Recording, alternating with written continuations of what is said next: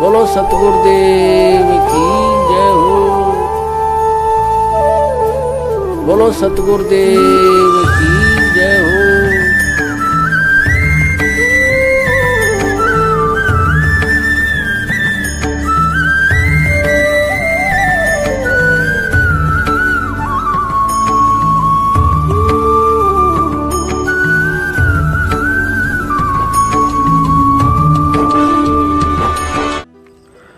बंदी छोड़ सतगुरु रामपाल जी महाराज जी की जय हो। परमात्मा की सभी प्यारी आत्माओं को पवन दास का सत्साहिब। पुण्यात्माओं, पूर्ण परमेश्वर सतगुरु रामपाल जी महाराज जी ने भक्ति के विषय में एक बहुत ही गहरी बात कही है कि आप चाहे लाख जन्म कोशिश कर लो, चाहे लाखों जन्म बर्बाद कर दो, लेकिन आध्यात्मिकता के अनसुलझे रहस्य और सतभक्ति मार्ग पर आप तब तक अटल और अडिग होकर नहीं चल सकते हैं जब तक कि आप सच्चे सतगुरु की शरण में आकर सृष्टि रचना को ना समझ लें। गुरुजी ने सृष्टि रचना को भक्ति की मास्टर की के नाम से संबोधित किया है, अर्थात जिस आत्मा को एक बार सृष्टि रचना सही से समझ में आ गई, उसके बाद एक 80 साल के ग्रामीण अनपढ़ बुजुर्ग व्यक्ति को भी इस दुनिया के सभी धर्म ग्रंथों का इतना और ऐसा ज्ञान हो जाएगा जैसे कि वह बचपन से ही इन ग्रंथों को पढ़ते आ रहा है, भले ही उसने कभी गीता जी या वेदों की शक्ल भी ना देखी हो। यहाँ एक और विशेष बात है जो ध्यान देने योग्य है। सृष्टि रचना भी उसी आत्मा को समझ में आ सकती है जो मजबूत भक्ति संस्कार वाला प्राणी होगा तथा जिसकी आत्मा में वास्तव में परमात्मा प्राप्ति की चाह होगी।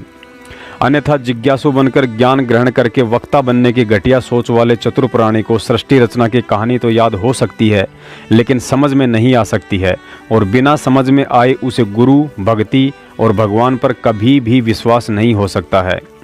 और परमात्मा तो युगों युगों से यही कहते आ रहे हैं कि खोजी हो तो तुरंत मिल जाऊं, एक पल ही की तलाश में, कहे कबीर सुनो भाई साधो, मैं तो हूँ विश्वास में। जिन पुण्यात्माओं को सृष्टि रचना सही से समझ में आ गई, उन्हें इस बात का भी अच्छे से ज्ञान है कि हम जिस लोक में रह रहे हैं वह सतलोक से भिन्न काल लोक है। यहाँ की हर व्यवस्था, या फिर यूं कह लीजिए कि इस लोक की एड़ी से लेकर चोटी तक, यानी 3 गुण और 5 तत्व पृथ्वी, अग्नि, जल, वायु और आकाश, सभी में काल का ही समावेश है जो कभी भी जीव की मौत का कारण बन सकते हैं। काल लोक से लेकर सतलोक तथा इन समस्त लोकों की प्रमाणित, सटीक और विस्तृत जानकारी परमात्मा कबीर साहिब जी ने सतयुग में सतसुकृत रूप में आकर, त्रेता में मुनिंदर ऋषि के रूप में आकर, द्वापर में करुणामय ऋषि के रूप में आकर, कलयुग में कबीर नाम से आकर और वर्तमान में संत रामपाल जी महाराज जी के रूप में आकर पूरी दुनिया को दी है। लेकिन कबीर नाम से वह परमात्मा इसलिए अधिक विख्यात होते हैं क्योंकि कबीर उनका वास्तविक नाम है, तथा कलयुग की प्रथम पीढ़ी में अपने वास्तविक नाम कबीर के साथ पृथ्वी पर प्रकट होने का दूसरा मुख्य कारण यह भी होता है कि पाप नाशक परमात्मा के नाम से लेकर उनकी हर क्रिया पाप नाशक होती है। इसलिए यदि कोई भी प्राणी कबीर नाम को गलती से भी अपने मुख से बोल देगा तो उसके कुछ पाप नाश होते हैं। साथ ही गुरुजी ने सृष्टि रचना में यह भी समझाया कि काल भगवान कोई आलू, टमाटर, काजू, किशमिश, सेव, संतरे और 56 प्रकार की मिठाइयाँ तो खाता नहीं है। वह तो हमारे स्थूल शरीर त्यागने के बाद सूक्ष्म शरीर के अंदर जमा 5 विकारों से उत्पन्न गंध को खाता है।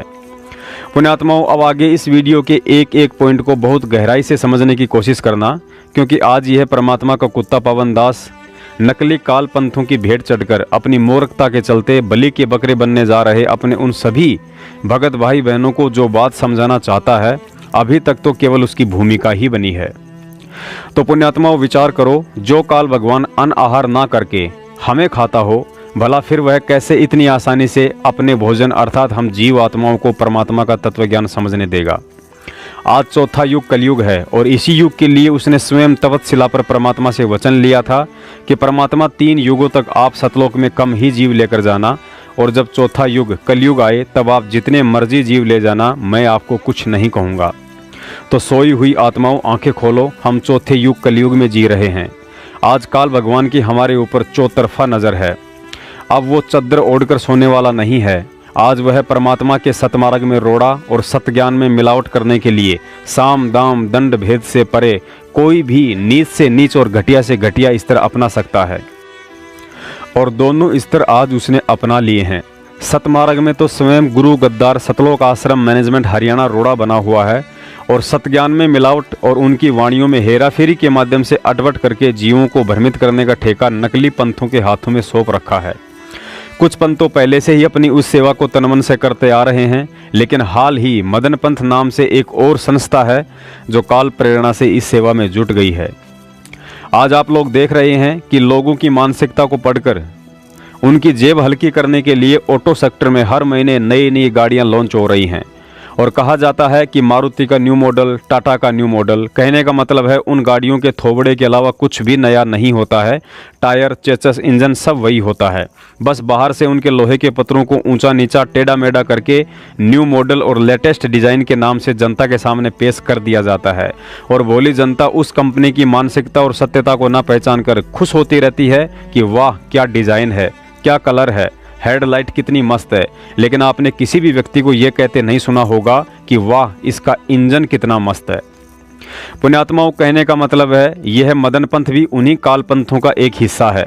बस फर्क इतना है कि काल ने भक्ति मार्ग में जीवों को भ्रमित करने और भटकाने के लिए इसे उन गाड़ियों की तरह एक नए मॉडल और लेटेस्ट पंथ के रूप में लॉन्च किया है।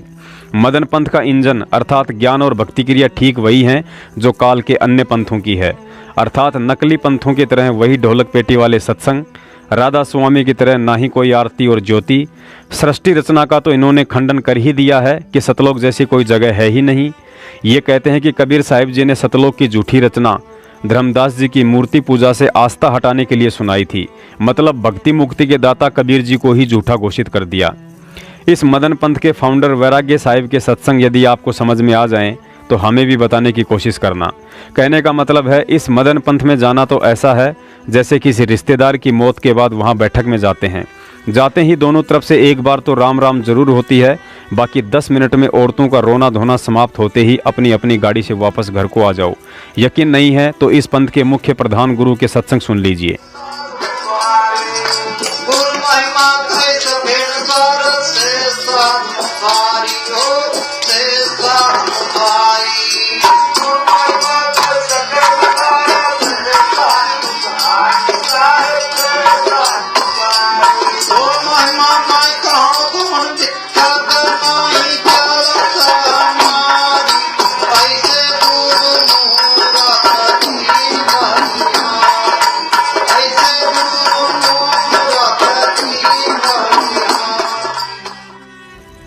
पुण्यात्माओं, अब इस काल भगवान ने सतगुरु रामपाल जी महाराज जी के द्वारा चलाए गए यथार्थ 13वें कबीर पंथ से लोगों का ध्यान भटकाने और पहले से जो आत्माएं सतगुरु रामपाल जी महाराज जी से जुड़ी हुई हैं और यदि उन आत्माओं का ज्ञान योग, पूर्व भक्ति संस्कार और वर्तमान भक्ति की कमाई तथा सतगुरु पर विश्वास दृढ़ नहीं हो पाया है, उन्हें वहां से तोड़कर काल खेमे में लेकर उनका पतिव्रता धर्म नष्ट करने की एक सुनियोजित चाल है।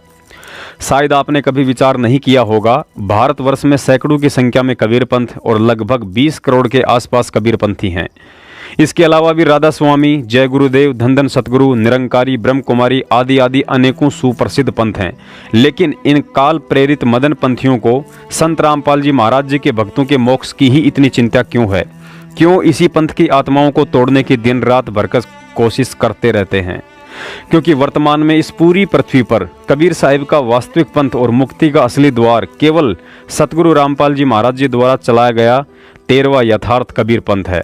यहाँ के अलावा वह वास्तविक तत्वज्ञान, समाधान, मंत्र और 5 यज्ञ ना ही तो दुनिया के किसी पंथ में है और ना ही सतगुरु रामपाल जी महाराज जी के अलावा यह भक्ति दान करने का कोई अधिकारी है, जो अधिकार आज से 650 साल पहले स्वयं कबीर साहिब जी के पास था। दूसरे पंथों में भक्ति पर लगी हुई आत्माओं को यह मदन पंथ इसलिए नहीं छेड़ता है क्योंकि वे सभी पंथ पहले से ही काल की परिधि में हैं। काल को चिंता केवल सतगुरु रामपाल जी महाराज जी से जुड़ी हुई आत्माओं को लेकर है कि इन्हें किस विधि और छलबल से सतभक्ति और मोक्ष मार्ग से अलग किया जा सकता है। सतगुरु रामपाल जी महाराज जी अपने सत्संगों में कहते हैं कि दास जो ज्ञान दे रहा है ये किसी डूम भाट के गीत नहीं, बल्कि ये वही तत्व ज्ञान है जो आज से 650 साल पहले आकर स्वयं परमात्मा कबीर साहिब जी ने दिया था। यदि मुझ दास का दिया हुआ होता तो 100 त्रुटियां मिल सकती हैं, लेकिन परमात्मा का ज्ञान है। दास केवल एक स्पीकर बनकर आप पुण्यात्माओं तक पहुंचाने के लिए उस परमपिता की नौकरी कर रहा है।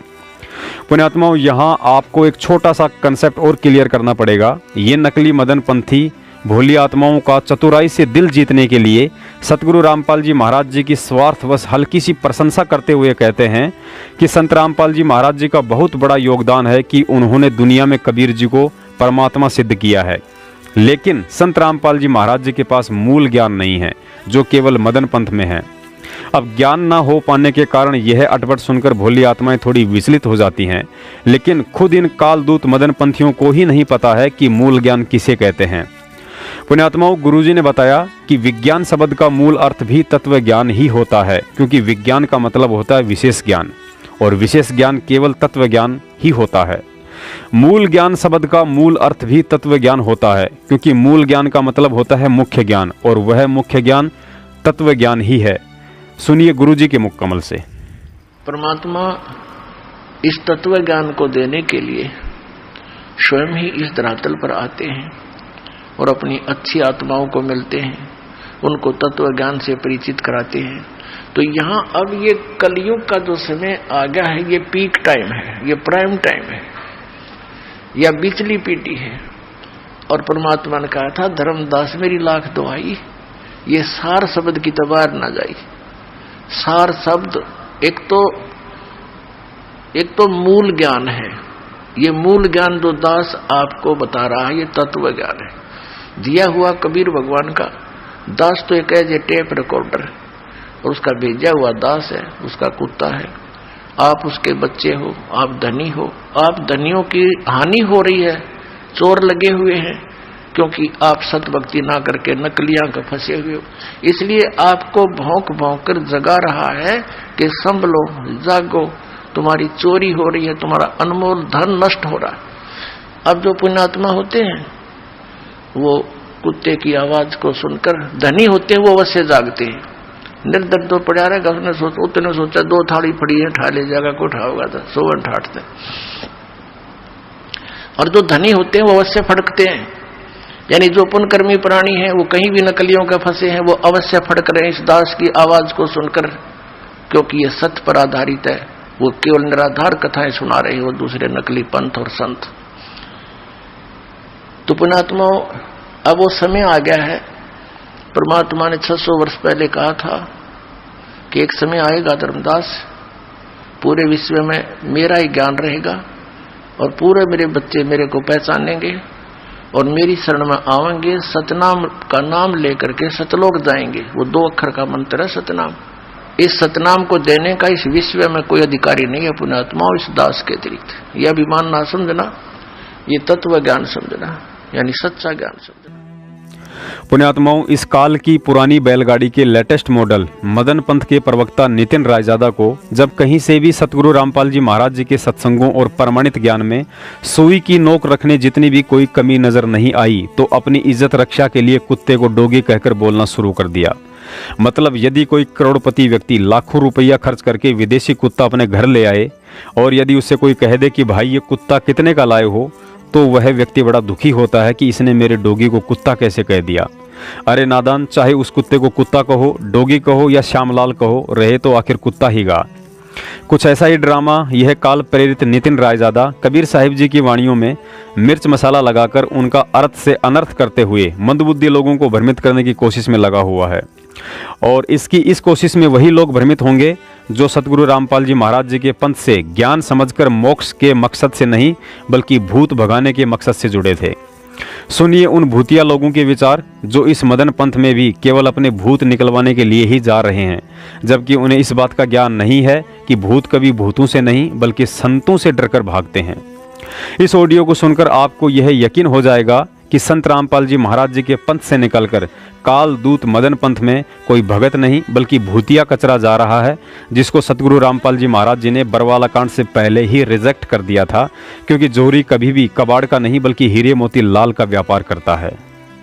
सच्चाई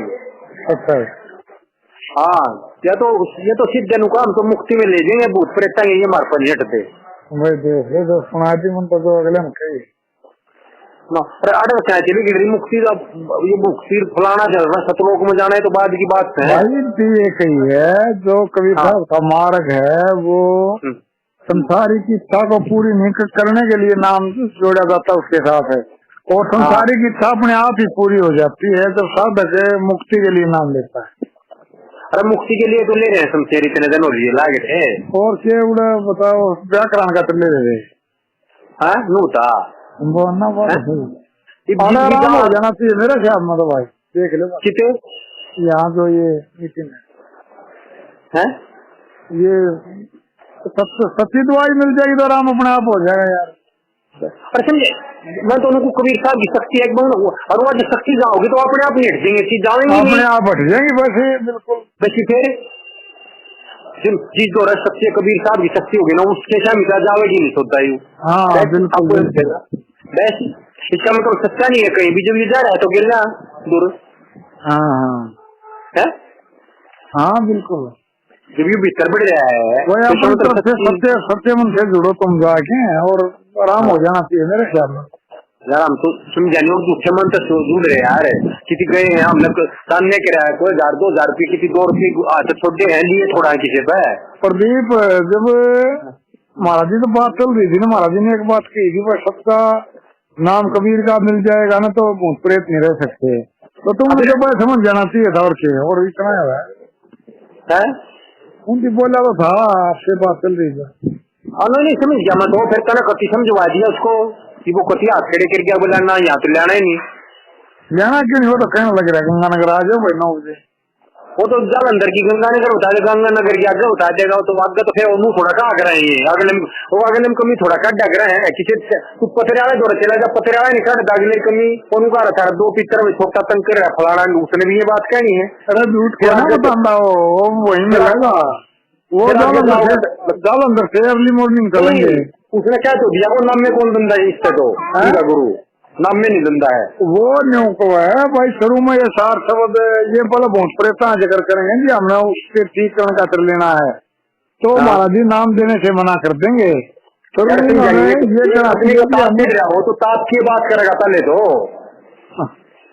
उसका ताप ठीक उतरेगा जब तो क्या ही बात करेगा वो मनु थोड़ा क्या दिमाग मन में स्टेट राज्य दंड है मेरे ताप से मैं ताप की बात करूंगा शमशेर यदि तूड़ी की जरूरत है तो यार क्यों वो जो आपको आ जाएगी तूड़ी तो तूड़ी की तो इच्छा भी ना रखो तो इच्छा क्यों रखते हैं अगले तो तूड़ी की इच्छा नहीं होता इस तरह जख्म हो रहा हो वो तो ऑटोमेटिक मेरे लिए है वह तो नहीं मिलती ना रोड़ा यूं है तो मिलने का हो रहा है और क्या हो रहा है। देखो भरोसा करो देखो भक्ति होगी तो यहाँ जरूर हो जाएगा। ये तो यूँ पूछो भाई आप भाई मेरे में तो कमी है नहीं मैंने तो बता दिया उससे यह एक बात थी मेरे अंदर कोई कमी नहीं है ये तो ऐसा बताओ ना ऐसा करो फिर इनमें कमी है ले हाँ बस ठीक है ना हाँ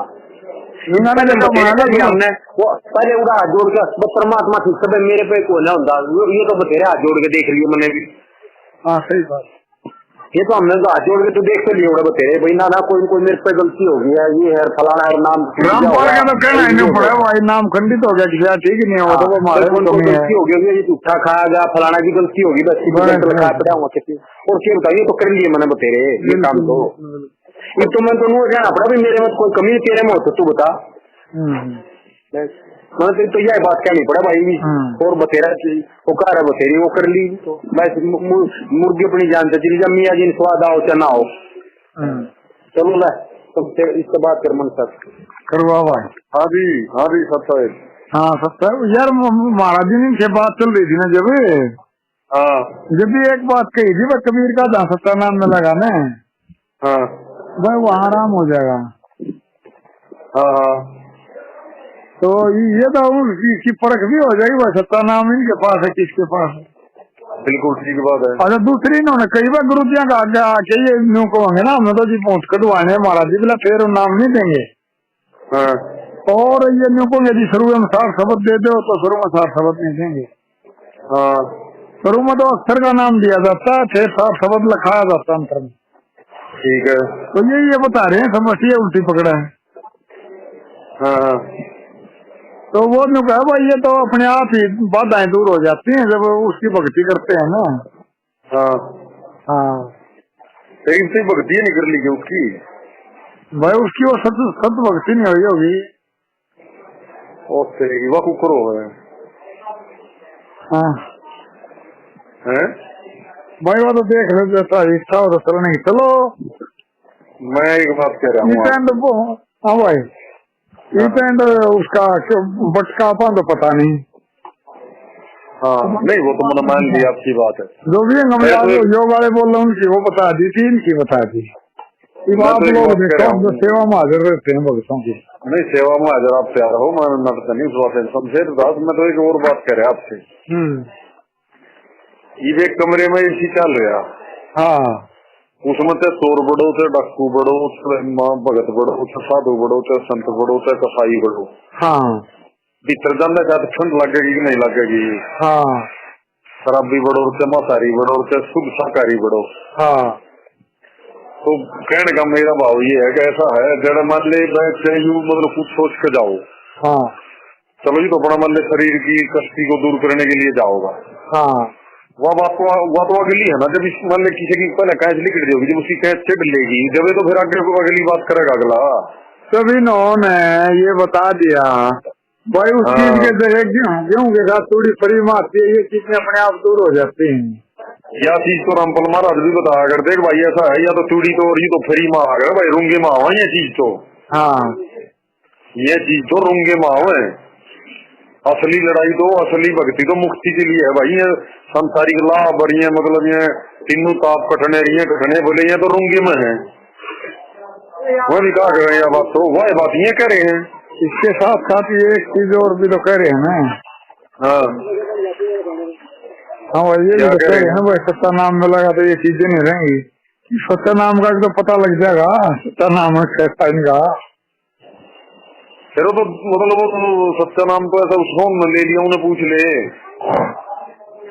तो उनका नंबर भेज देता हूँ, फोन से बात करो, बोल भाई। नहीं हम नहीं करते बात, हमारे को विश्वास होगा, मिलवा कर उसे, मैं तो इस फोन से जुड़ा थोड़ा हूँ, मैं ज्यादा थोड़ा वो तो मैंने मान लिया आप इस फोन से नहीं जुड़े, लेकिन मैं तो कह रहा हूँ संपर्क में हूँ, चर्चा होती है, बात होती है, मैं तो इस वे में बात कर रहा हूँ। मैंने तो तीसरी बार महाराज जी से फोन करे नितिन जी से, अभी मैं तो फोन बताता किसी से बातें नहीं करता, मैं तो भाईचारे के नाते बात कर रहा हूँ आपसे। हाँ, तो मैं क्या कर सकूँ, मैंने तो जैसी स्थिति ऐसी बता दी आप लोगों को, आपने सोचना है क्या करना है।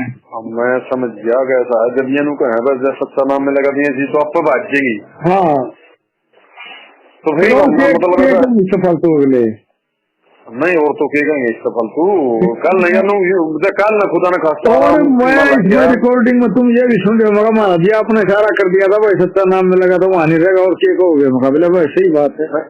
बिल्कुल आपकी बात ठीक है। कैसा है यू सत्ता नाम मिल के ले भी ले और महीने पास फिर का डर फेरी नुकन लग जाता थारे में कमी है, तो मतलब भक्ति पूर्ण रूप से नहीं करी फिर और कितने तो इलाज ना होया तो उड़े तो छोड़ दिया तो छोड़ दियो। हाँ बात तो याद जाएगी क्या, यह बात सही है। हाँ भाई छुटा नहीं आ रहा, पुंजर पाट दिया था हमने। ना पुंजर तो किसका पट है, मलयालम का पाट दिया 13 साल ना तो भाई आराम हो गया तो ठीक है ना, किसी और जा देखेंगे। बस यूं मर गया और बताइए ले ले इस बात से तो करना सहमत हूँ आपकी इस बात भाई। ऐसा है तो वो सुबह अर्ली मॉर्निंग चलेंगे वहाँ से गंगानगर के लिए, और जालंधर से मेरी ख्याल गंगानगर वापिस पड़ता होगा। हाँ तो देख लो आप लोगों का जैसा विचार बना बता देना। कोई बात नहीं, जब विचार बनेगा तो फिर आपको तो साथ लेना ही है को, हमने थोड़ा हमने ऐसा मन का है ना बाजूकर में भाई ये साइड चीज में ये साइड में रखे ये चीजें तो तब नाम लेना होता है। शरीर में क्या देगा भाई, मैंने तो मुक्ति खतर नाम चाहिए हमारा दिनों क्या कहेगा, मैंने तो बड़े कटवाने। बिल्कुल बिल्कुल, आज ये उड़ा धक्के खा लिया मेरे को, जो संसारिक सुख चाहिए थे या परमात्मा की प्राप्ति उसकी कोई झलक दिखाई नहीं, जिस चीज बोल देगा तो चीज आ जाएगी। हाँ ना संसारिक सुखों की झलक है ना परमात्मा मिलने की झलक है, बात तो यही है ना। और बड़े दयाल संत है वो, मेरे को देखा ना डेरा बस्ती में इनके जो गुरु जी है नितिन जी के, बहुत इसमें वहाँ पर काम करते हैं आश्रम में, मतलब बड़े दयालु संत है। दयालु के उड़े जाके उन्हें पूछे जी आड़ेगा मैं कौन है। अच्छा हमने कौन है, चलो कोई नहीं चीजों मैं करता हूँ बात। ठीक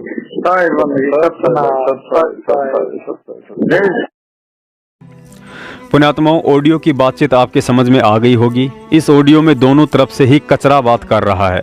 पहला कचरा कोई हरियाणा के जींद का रहने वाला शमशेर सिंह है। इसकी जीवनी पर भी थोड़ा सा प्रकाश डाल देते हैं। ये व्यक्ति बेहद भ्रमित प्रवृत्ति का है। हरियाणा के स्टेट कोऑर्डिनेटर अमन गोदारा के भाणजे का ससुर है। पहले काफ़ी वर्षों तक राधा स्वामी पंथ में रहा। राधा स्वामी पंथ से फिर सतगुरु रामपाल जी महाराज जी की शरण में आया। 12 वर्षों तक इसने साधना की, सारनाम भी प्राप्त किया। सारनाम लेने के बाद भी बीड़ी पीने की आदत नहीं छोड़ी तो सतगुरुदेव जी ने इसे आश्रम से बाहर कर दिया। काफ़ी मिन्नतें की तो गुरुजी ने इस मंदबुद्धि पर दया करके इसे पुनः अपने चरण कमलों में जगह दी। लेकिन बरवाला कांड के बाद काल एजेंट सतलोक आश्रम मैनेजमेंट की भक्ति विरुद्ध हरकतों के कारण इसने अपनी बुद्धि दोष के चलते सतगुरु रामपाल जी महाराज जी में दोष देखना शुरू कर दिया और काल प्रेरणा से धीरे धीरे उनसे अलग हो गया और अब उनकी बुराइयां करने लगा। कुछ समय यूं ही भटकता रहा। फिर इसकी मुलाकात हरियाणा के एक व्यक्ति R.K. भूरिया जी से हुई, जो वर्तमान में हैदराबाद शहर में रहते हैं, जो विहंगम योग संस्था से जुड़े हुए हैं। जब शमशेर ने भूरिया जी से विहंगम योग के विषय में कुछ अच्छा सुना तो भाई साहब ने अपनी पोटली उठाकर विहंगम योग में दाखिला ले लिया। साल भर ही हुई थी कि किसी ने शमशेर को अब मदन पंथ के बारे में बताया कि मदन पंथ अच्छा पंथ है। तो भाई साहब अब अपनी पोटली उठाकर मदन पंथ में जाने की तैयारी में है। मदन पंथ के बाद अब आगे किस पंथ में जाएगा, या मदन पंथ वाले इसे खुद ही महंत बनाकर जींद हरियाणा में अपने एजेंट के रूप में बैठा देंगे, इसकी जानकारी भी आपको साल भर में मिल ही जाएगी। काम धंधे की बात करें तो शमशेर सिंह जींद के किसी भूतपूर्व मंत्री की कोठी पर एक ऑफिस लेकर बैठते हैं, जहां से 12वीं पास लड़के लड़कियों को कुछ कमीशन लेकर प्राइवेट बैंक में नौकरियां दिलवाते हैं। पुण्यात्माओं, ऊपर की या 2 नंबर की कमाई की बात करें तो शमशेर सिंह जी 2 नंबर के पैसों को किसी ट्रस्ट के माध्यम से मोटा कमीशन लेकर 1 नंबर में तब्दील करवाते हैं। मुझदास को भी इसने काफ़ी लोभ लालच देने की कोशिश की और कहा कि जयपुर से कोई ऐसी मोटी पार्टी पकड़ो जिसके पास 2-3 करोड़ 2 नंबर का पैसा हो, उसका पैसा व्हाइट मनी में तब्दील कर देंगे और आपको भी 50-55 लाख रुपए मिल जाएंगे। मैनेजमेंट का पीछा छोड़ो और अपने बच्चों पर ध्यान दो। आड़ोसी पड़ोसी या रिश्तेदारों की बात करें तो लोग इन्हें क्रेक समझते हैं। क्रेक का मतलब हरियाणा में हाफ माइंड व्यक्ति को कहते हैं, देसी भाषा में आधा पागल इंसान भी कह देते हैं। शकल से आपको लग भी रहा होगा। कहने का मतलब है इस ऑडियो में सामने वाले को स्वयं कह रहा है कि यदि मदन पंथ में आपके भूत नहीं भागते हैं तो किसी और पंथ में चले जाना, और इसी बहाने इस मदन पंथ की भी पहचान हो जाएगी। अर्थात यदि आपके भूत भाग गए तो समझो मदन पंथ का नाम सच्चा है, और यदि नहीं भागे तो मदन पंथ भी नकली है। पुण्यात्माओं, अब आपके समझ में आ गया होगा कि लोग इसे क्रेक क्यों कहते हैं। कबीर साहिब जी ने संत की पहचान ज्ञान से करना बताई है, भूत भगाने से नहीं। बीच में शमशेर सिंह को दास एक सलाह दे देता है कि भाई शमशेर सिंह, दाढ़ी बढ़ा लेने से इंसान का ज्ञान योग नहीं बढ़ जाता है। मदन पंथ खुद भूत है तो भला इस भाई का भूत कहाँ से निकाल देंगे। हाँ, साल भर में इनका मूत जरूर निकाल देंगे, क्योंकि भूत कभी भूतों से नहीं बल्कि संतों से डरकर भागते हैं। चाहते तो इनका भूत सतगुरु रामपाल जी महाराज जी की शरण में आने से भी निकल सकता था, लेकिन यह भक्ति ज्ञान को समझकर मोक्ष करवाने की है। अतः उस अंतर्यामी सतगुरु को पहले से ही पता था कि इनका मकसद केवल अपने भूत निकलवाने का ही है, भक्ति करने का नहीं है। सच्चे संत की शरण में आने से पहले छल बल को त्यागना होता है, फिर उसके भूत ही नहीं बल्कि उनके पितरों को भी परमात्मा मानव जन्म देकर अपनी शरण में लेकर मोक्ष कर देता है। मैं मदन पंथियों से निवेदन करता हूं कि कचरे का एक और कण आपकी संस्था में आने की सोच रहा है, अपने गंदे तालाब में इसे अवश्य जगह देना, वरना बाहर रहेगा तो बदबू मारता ही रहेगा। इसके अलावा यह भ्रमित व्यक्ति कबीर सागर के पेज नंबर 123 से एक वाणी उठाकर उसे जबरन ईर्ष्यावश सतगुरु रामपाल जी महाराज जी पर फिट करने की कोशिश कर रहा है और कहता है कि संत रामपाल जी महाराज जी तो हंस मुनि की आत्मा है। इस वाणी में लिखा है कि गरीबदास पंथ में एक हंस मुनि नाम का दूत आएगा जो अपने आप को कबीर कहलाएगा और लाखों जीवों को नरक में ले जाएगा। पुण्यात्माओं, जिस मंदबुद्धि प्राणी शमशेर सिंह को 12 साल से कबीर की शरण में रहते हुए कबीर समझ में नहीं आया, उसे कबीर सागर कैसे समझ में आ सकता है। पहली बात तो ये कि सतगुरु रामपाल जी महाराज जी ने कभी नहीं कहा कि मैं कबीर हूँ या मुझे कबीर कहो या मैं कबीर का अवतार हूँ। उन्होंने सदा अपने आप को कबीर का दास, गुलाम, नौकर आदि कहकर संबोधित किया है। ये तो इस तत्व ज्ञान को समझकर हम भक्तों ने उन्हें पहचाना है कि वर्तमान में कबीर साहिब जी सतगुरु रामपाल जी महाराज जी के रूप में आए हुए हैं। स्वयं कबीर साहिब जी का विधान है कि गुरु गोविंद कर जानियो रहिए शब्द समाए, मिले तो दंडवत बंदगी नहीं पल पल ध्यान लगाए। पुण्यात्माओं, गुरु जी ने कुंज पक्षी के विषय में बताया कि कुंज एक ऐसा पक्षी है जो समुद्री तट पर अंडे देकर अपने झुंड के साथ भोजन की तलाश में हजारों किलोमीटर दूर दूसरे देश के लिए उड़ान भर देता है और अपनी विशेष कसक के साथ अपने अंडों को ध्यान में रखते हुए उन्हें सेता रहता है। 2-3 महीने बाद जब कुंज पक्षियों का झुंड वापस समुद्री तट पर आता है तब तक उन अंडों से बच्चे निकल चुके होते हैं। फिर भी वह कुंज पक्षी अपनी उस कसक के द्वारा उन हजारों बच्चों के झुंड से अपने अपने बच्चों को तुरंत पहचान लेते हैं। तो भाई शमशेर सिंह जींद वाले, हम उस कुंज संत सतगुरु रामपाल जी महाराज जी के बच्चे हैं।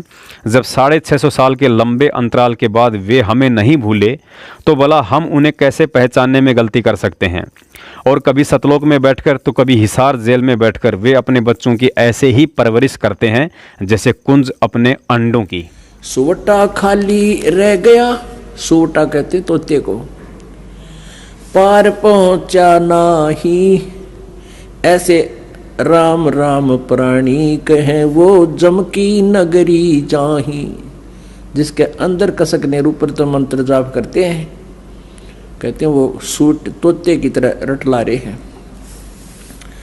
सोवटा पढ़े सुभान गति, अंदर नहीं उचारे, कुंज कुरल अंड पोख हैं ये कोस सैंस हजारे। कुंज कुरल हरि हेत जप अलल पंख गैनारे, हृदय शुद्ध शरीर सरिये कच्छप दृष्टि निहार।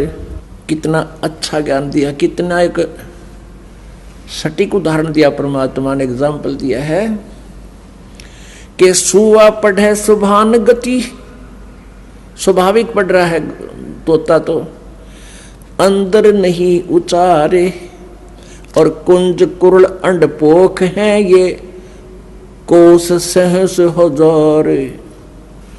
इधर जो ये कुंज आती है ना, कुंज सर्दियों इनमें वर्षा के दिनों में कुंज आती है, कुंज पक्षी होते हैं, और वो इधर बहुत दूर से आती हैं, हजारों कोस दूर से। कोई इटली साइड से कहता है, कोई कहीं से, जैसा भी हमने उदाहरण को समझना है।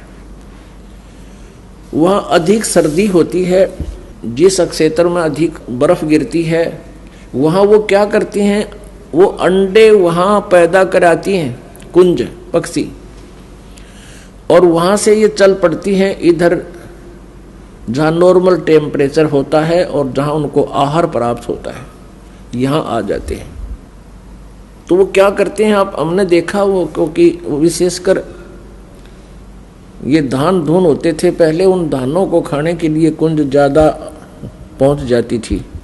तो वो क्या करती थी, एक पल भी बोलने से बंद नहीं होती थी, कुरुल कुरुल कुरुल कुरुल न्यू करती रहती थी।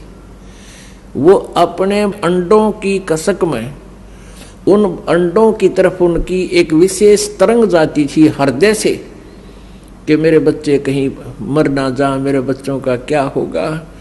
तो वहां से वो अपनी उस तरंग से, उस कसक से, उस कुरलाहट से,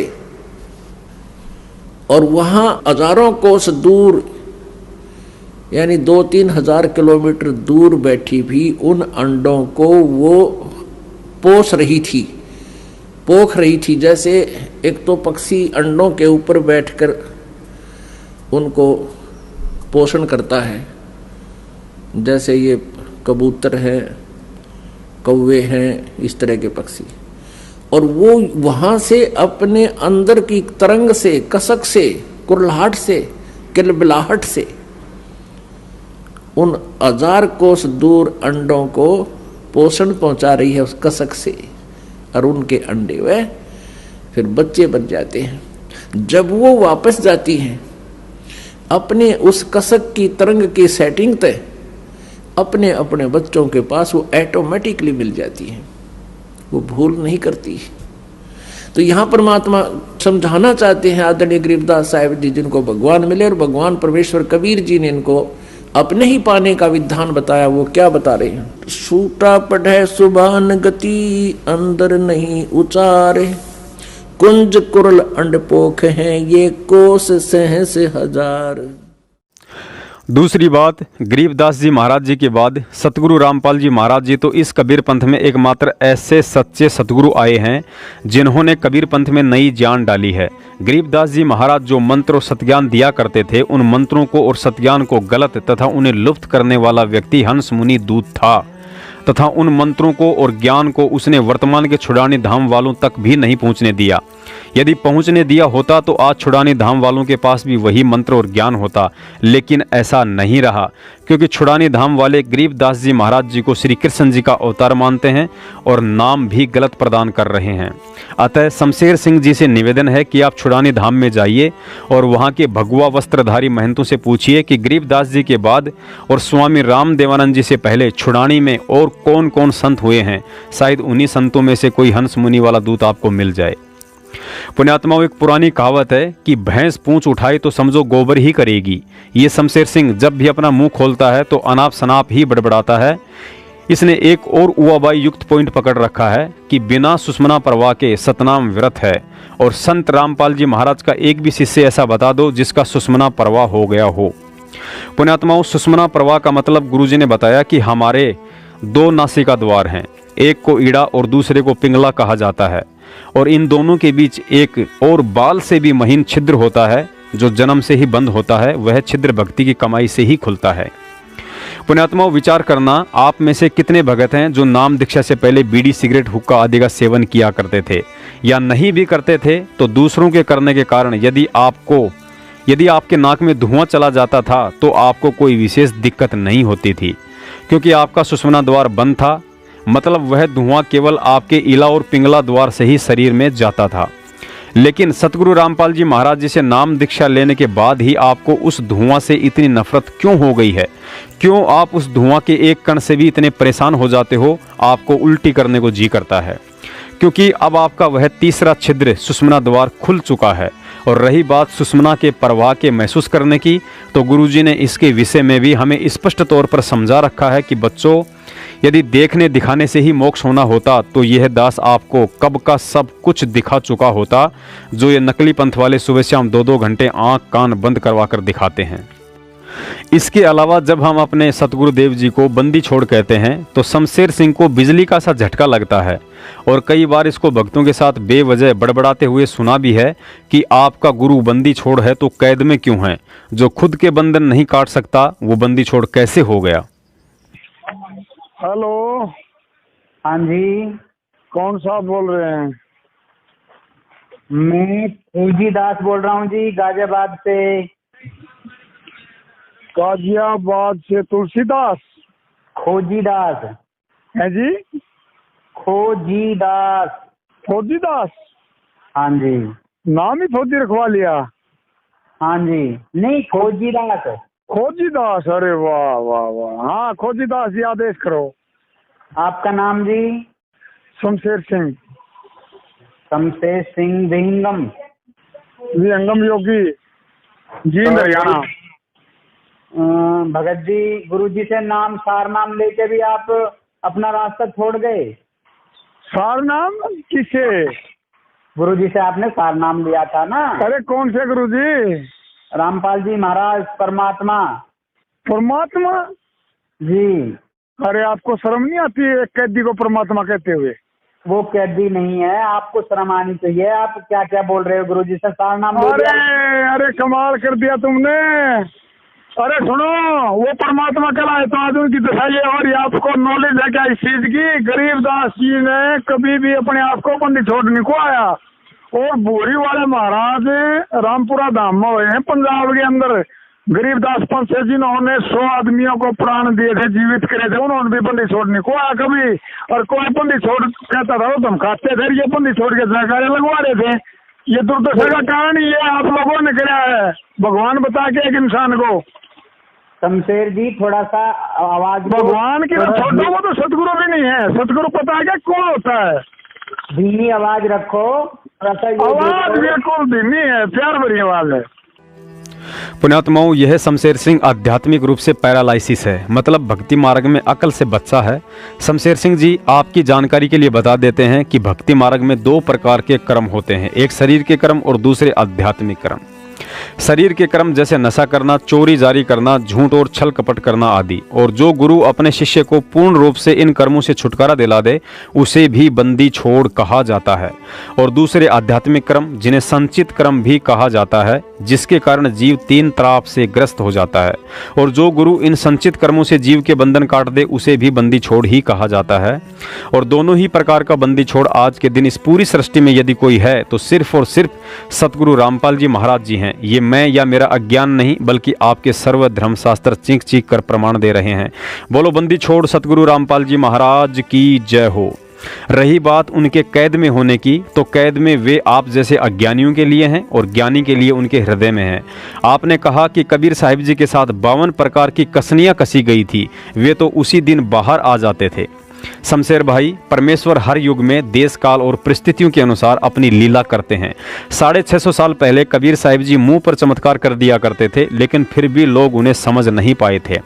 उन्हें गंगा के बीच में बेड़ियों से बांधकर तीर और तोप के गोलों से मारने की 8 पहर तक कोशिश की, लेकिन उन्हें तीप और तोर के गोलों ने छुआ तक नहीं। फिर भी हम मूर्खों की आंखें नहीं खुली और उन्हें पहचान नहीं पाए।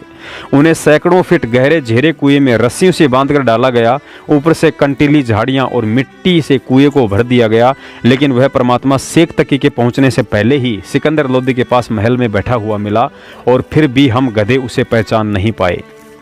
उन्हें जंजीरों में जकड़कर खूनी हाथी के आगे पैरों से कुचलवाने के लिए डाल दिया गया, लेकिन उनकी समर्थता के आगे हाथी और पहलवान दोनों ही भाग छूटे और सिकंदर लोदी ने भरी सभा में उन्हें दंडवत प्रणाम किया, लेकिन फिर भी हम अज्ञानी उन्हें समझ नहीं पाए। उन्हें बदनाम करने के लिए 18 लाख लोगों को काशी में कबीर भंडारे के नाम से जमा कर दिया गया और उस समर्थ ने 3 दिन तक सभी को मोहन भोजन खिलाया, लेकिन फिर भी हम नालायक उन्हें समझ नहीं पाए। तो भाई शमशेर सिंह, तेरे जैसे पाखंडियों और असली गुरुद्रोहियों के बहकाव में आकर हम उन्हें ना पहचानने की गलती करके एक बार काशी में ठोकर खा चुके हैं, लेकिन वही गलती आज दोबारा नहीं दोहराने वाले हैं। 2006 में 2 साल तक और आज 5 साल से वह समर्थ परमात्मा हिसार जेल में बैठा हुआ है। दुनिया समझे ना समझे, लेकिन उन्होंने हमें इतनी बुद्धि अवश्य दी है कि हम उनके पीछे के कारणों को बखूबी समझ रहे हैं। क्योंकि परमात्मा कहते हैं, सब सुमरे अपने अनुमाना तो गति लखी न जाई, कहें कबीर कृपया कर जन पर ज्यों की त्यों समझाई। अर्थात उस परमात्मा की लीलाओं को आप अपनी मनमुखी सोच और स्तर से कभी नहीं समझ सकते हैं। उनको तो वही भगत समझ सकता है जिस पर वह परमात्मा उन बातों को समझने की कृपा करता है। आज यदि वह समर्थ परमात्मा लंबे समय तक हिसार जेल में रहने का खेल ना खेलता तो आज इस पंथ में हंस और बगलों की पहचान करना बड़ा ही मुश्किल था। आज यदि वह समर्थ परमात्मा लंबे समय तक जेल में रहने का खेल ना खेलता तो कैसे पता चलता कि हम भक्तों को इस भक्ति और भगवान पर कितना विश्वास हो पाया है और अभी भी आप जैसे काल के दूतों से भ्रमित करने से पतिव्रता धर्म को तोड़ते हैं या आपके सवालों के 2 टूक जवाब देते हैं। आज यदि वह समर्थ परमात्मा लंबे समय तक ये खेल ना खेलता तो कैसे पता चलता कि जिन्हें हम अज्ञानता में उनका परिवार समझ रहे थे वह उनका परिवार नहीं बल्कि काल के दूत हैं, जो भक्ति मार्ग को अवरुद्ध करवाने के लिए काल ने कमाल की तरह उन्हीं के परिवार में भेज रखे हैं। आज यदि वह समर्थ परमात्मा लंबे समय तक ये खेल ना खेलता तो कैसे पता चलता कि भक्ति मार्ग पर केवल गुरु और उनके ज्ञान को ही आधार बनाकर चला जाता है, ना कि किसी कोऑर्डिनेटर और व्यक्ति विशेष को देखकर। आज यदि वह समर्थ परमात्मा लंबे समय तक ये खेल ना खेलता तो कैसे उन गधों की पहचान कर पाते जो काल प्रेरणा से शेर की खाल ओढ़कर भगत बनने का ढोंग कर रहे थे, जो आज बात बात पर भक्तों को माँ बहन की गालियां और लट्ठों से मारते हैं। भाई शमशेर, जब उस परमात्मा ने हाथी पर बैठकर काशी में लीला की थी तो तेरे जैसे अज्ञानी पुरुष आज जिस कबीर साहिब को परमात्मा कहते हैं उस समय भड़वे की संज्ञा दे रहे थे, लेकिन वो भड़वा नहीं था बल्कि उन नकली शिष्यों के ज्ञान की परीक्षा ले रहा था कि जो मेरा होगा वह समझ जाएगा और जो नकली होगा उसका भार मेरे सिर से उतर जाएगा। गरीबदास जी महाराज जी ने बताया कि भड़वा भड़वा सब कोई कहे, कोई न जाने खोज, दास गरीब कबीर करम यू बाटे सिर का बोझ। ठीक इसी प्रकार आज यदि वह समर्थ परमात्मा लंबे समय तक जेल में रहने का खेल ना खेलता तो कैसे तेरे जैसे सिर के बोझ को संगत से अलग करता, जो 12 साल की भक्ति और सारनाम लेने के बाद भी उन्हें समझ नहीं पाया कि यही वर्तमान का कबीर है। रही बात 650 साल पहले कबीर परमेश्वर जी द्वारा हर घटना के समय प्रत्यक्ष चमत्कार दिखाने की, तो उसका भी एक गहरा कारण था। 650 साल पहले शिक्षा का अभाव था और आम व्यक्ति पर नकली धर्मगुरुओं और पंडितों का अधिक प्रभाव था। कबीर साहिब जी ने ज्ञान से बहुत समझाने की कोशिश की थी, लेकिन कोई उन्हें समझ नहीं पाया था।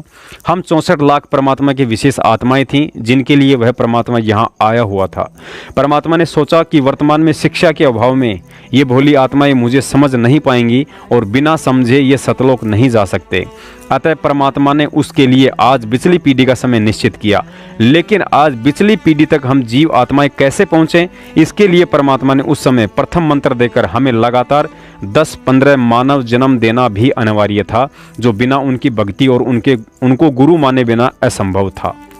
इसके लिए परमात्मा ने उस समय प्रत्यक्ष चमत्कार करने पड़े, ताकि एक बार हम उनकी भक्ति से जुड़कर मानव जन्म प्राप्त करते हुए पिछली पीढ़ी तक पहुंच जाएं। और इतिहास गवाह है, काशी, बनारस या दिल्ली में जब जब शेख तकी ने परमात्मा पर अत्याचार करवाए, उसी समय परमात्मा ने चमत्कार किए और हजारों लाखों लोग उन चमत्कारों को देखकर कबीर साहिब जी से नाम दीक्षा लिया करते थे। जैसे कमाल को जीवित करना, कमाली को जीवित करना, तेल के कड़ाही की तासीर को ठंडा करना, झेरे कुएं में दबाने के बाद भी बाहर मिलना, खूनी हाथी से भी ना मरना, मरी हुई गाय और बछड़े को जीवित करना आदि। अंतर्यामी को पता था कि आज भले ही इन्हें चमत्कार से जोड़ रहा हूं, लेकिन 650 साल बाद पिछली पीढ़ी में जब इन्हें अक्षर ज्ञान हो जाएगा और धर्मशास्त्रों से मेरी पहचान कर लेंगे, तो फिर मुझे चमत्कार करने की जरूरत नहीं पड़ेगी। उस समय इन आत्माओं के लिए मेरा तत्व ज्ञान ही सबसे बड़ा चमत्कार होगा। तो शमशेर भाई, लगता है आपकी शंकाओं का समाधान हो गया होगा। और रही बात बंदी छोड़ कहलाने की, तो आज आप जिस कबीर साहिब को बंदी छोड़ कहते हैं, जब वही कबीर साहिब 650 साल पहले अपने आप को बंदी छोड़ और जगत गुरु कहा करते थे, तो उस समय भी आप जैसे अज्ञानियों को ऐसे ही मिर्ची लगा करती थी कि ये धानक का छोरा कैसे अपने आप को बंदी छोड़ कह रहा है। जब रामानंद जी ने कबीर साहिब जी से उनकी जाति पूछी और कबीर साहिब जी ने कहा कि जाति हमारी जगत गुरु परमेश्वर है पंथ, तो गुरु जी कहते हैं कि रामानंद जी गुस्से में आकर जमीन से 2 फीट ऊंचे उछले कि तू धानक का लड़का अपने आप को जगत गुरु कह रहा है। लेकिन जब समझ में आया तो वही 2 फुट उछलने वाला पंडित उनके चरणों में मत्था टेक कर रोया करता था। पुण्यात्माओं, वीडियो थोड़ा लंबा अवश्य है, लेकिन धैर्य बनाए रखिए। आज परमेश्वर इस मदन पंथ वालों के द्वारा जो भ्रमणा फैलाई जा रही है, उन सभी शंकाओं का विस्तार से समाधान करवाएंगे। आजकल इस मदन पंथी नितिन ने अपनी अज्ञानी टीम के द्वारा सतलोक के विषय में एक भ्रमणा फैलानी शुरू कर दी है कि सतलोक में पूर्ण मोक्ष नहीं है, जबकि संत रामपाल जी महाराज जी कहते हैं कि सतलोक में पूर्ण मोक्ष है। पुण्यात्माओं, दास ने पहले ही जिक्र कर दिया था कि जिस व्यक्ति को सृष्टि रचना का सही से ज्ञान हो गया, वह व्यक्ति साक्षात काल भी आ जाए तो भी भ्रमित नहीं हो सकता है। फिर काल के कुत्तों की तो औकात ही क्या है। यह हमारा घमंड या अहंकार नहीं, बल्कि सतगुरु के वचनों पर हमारा अटल विश्वास बोल रहा है। पुण्यात्माओं, सतलोक में 3 ताप, 3 गुण, सुख सुविधाएं, जन्म मरण, रोग शोक आदि के हिसाब से पूर्ण मोक्ष क्षेत्र है। इस बात को अच्छे से जानने के लिए हमें आगे इस वीडियो को गहराई से समझना है। हालांकि गुरुजी ने अपने सत्संगों में सारा भेद खोल रखा है, लेकिन कमी हमारी ही रहती है कि हम उनके सत्संगों को समझ नहीं पाते हैं। जिस प्रकार एक बेरोजगार व्यक्ति के लिए बेरोजगारी से सरपंच का पद उत्तम होता है, सरपंच के पद से विधायक का पद उत्तम होता है, विधायक से मंत्री का पद उत्तम होता है, मंत्री से मुख्यमंत्री का पद उत्तम होता है और मुख्यमंत्री से राज्यपाल का पद अति उत्तम होता है, क्योंकि मुख्यमंत्री मात्र 5 साल के लिए होता है, जबकि राज्यपाल की सेवा अंतिम समय तक सरकार की ही जिम्मेदारी होती है। सेवानिवृत्त होने के बाद भी राज्यपाल को कोई काम नहीं करना पड़ता है, उसे मुफ्त सरकारी आवास, गाड़ी और नौकर उपलब्ध होते हैं। कहने का मतलब है वह हर तरह से सुखी होता है। पुण्यात्माओं, अब आप उस बेरोजगार व्यक्ति के बेरोजगार पने से लेकर राज्यपाल वाले पद के सुखों के अंतर की तुलना करेंगे तो ऐसा लगेगा जैसे एक भिखारी और देवता में होता है। लेकिन राज्यपाल के पद अंतिम सुख और इच्छाओं का अंत नहीं है। राज्यपाल से ऊपर 3 पद और हैं, देश का गृह मंत्री, देश का प्रधानमंत्री और देश का राष्ट्रपति। इन तीनों में भी राष्ट्रपति का पद देश का सर्वोच्च सम्माननीय पद है। वह देश का प्रथम नागरिक अर्थात राष्ट्र का पिता होता है।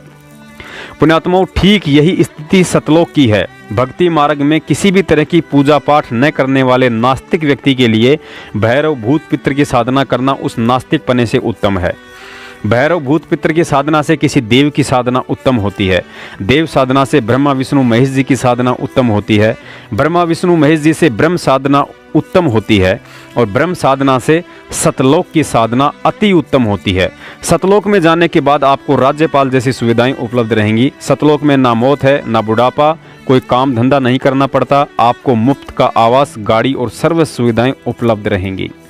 लेकिन सतलोक से ऊपर और भी 3 पद हैं, अलखलोक, अगमलोक और अनामी लोक। इन तीनों में भी राष्ट्रपति के पद की तरह अनामी लोक अति उत्तम लोक है, जहां जाने के बाद आत्मा का सदा सदा के लिए अस्तित्व ही समाप्त हो जाता है।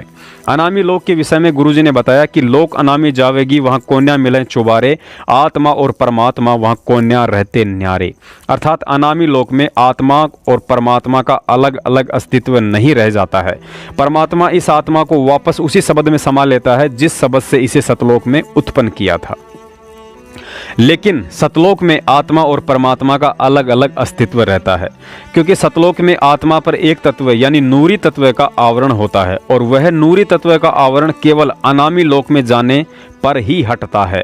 लेकिन वहां तक पहुंचना फिलहाल हमारी जीव बुद्धि वाली सोच और समझ से परे की बात है।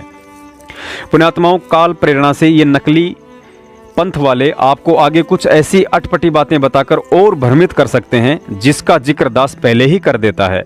जैसे कि सतलोक में यदि 3 गुण नहीं है तो फिर क्षर पुरुष को जब परमात्मा ने अंडे में प्रवेश करके अक्षर पुरुष को नींद से जगाने के लिए मान सरोवर में छोड़ा तो उस अंडे की गड़गड़ाहट से अक्षर पुरुष को क्रोध क्यों आया, जिसके कारण वह अंडा फूटा और उसमें क्षर पुरुष निकला। सतलोक में यदि रजोगुण नहीं है तो फिर दुर्गा को युवा लड़की के रूप में देखकर काल के अंदर काम वासना कैसे उत्पन्न हुई। परमात्मा को क्या आफत आन पड़ी थी जो उन्होंने सृष्टि की रचना की। परमात्मा ने 6 दिन में सृष्टि क्यों रची। अगर परमात्मा समर्थ है तो सृष्टि रचना में 6 दिन क्यों लगे।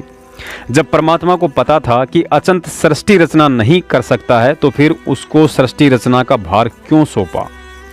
अचिंत ने अक्षर पुरुष की उत्पत्ति नहीं करी होती तो अक्षर पुरुष को मानसरोवर में गहरी नींद ही नहीं आती। अक्षर पुरुष को गहरी नींद ही नहीं आती तो परमात्मा ने अंडे से क्षर पुरुष अर्थात काल की रचना ही नहीं करनी पड़ती। परमात्मा ने काल को नहीं बनाया होता तो वह क्यों तप करता और क्यों हम आत्माएं उसके जाल में फंसती। परमात्मा ने सबसे पहले हाथ खड़ा करने वाली आत्मा को युवा लड़की नहीं बनाया होता तो काल के अंदर काम वासना उत्पन्न ही नहीं होती। वासना उत्पन्न नहीं होती तो परमात्मा उसे सतलोक से 21 ब्रह्मांड के साथ 16 संकोश दूर भेजकर प्रतिदिन 1 लाख मानव शरीरधारी आत्माओं को खाने का श्राप ही ना देते।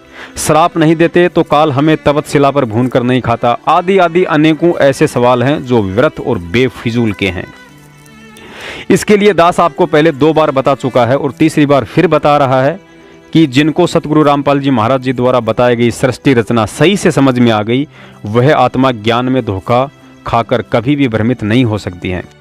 तो पुण्यात्माओं, यदि इस खाली दिमाग शैतान के घर मदन पंथियों द्वारा सृष्टि रचना को लेकर घड़े जा रहे उन फालतू के सवालों के जवाब देने होते तो स्वयं बंदी छोड़ सतगुरु रामपाल जी महाराज जी ने अपने सत्संगों में कब के दे दिए होते।